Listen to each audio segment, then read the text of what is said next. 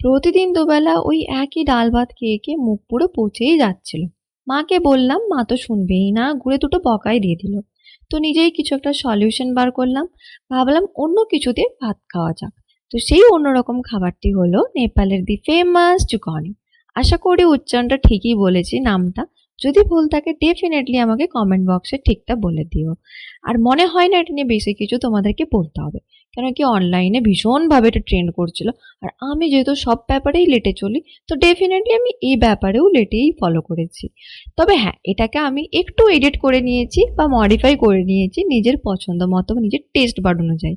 আমি এতে গাজর কুচি অ্যাড করেছি। জেনারেলি এটাতে অ্যাড হয় না গাজর। আর আমচুর পাউডারের জায়গায় আমি আমাদের গোটা গোটা আমচুরগুলোকে গ্রেট করে নিয়েছি। বাঙালির কাছে সবেরই জোগাড় থাকে বস। আর আমার বাবার এই খাবারটা এতটাই পছন্দ হয়ে গেছে যে দুদিন ছাড়াই তার দাবি থাকে তাকে এটা বানিয়ে দিতে হবে, নয়তো সে ভাত খাবেই না।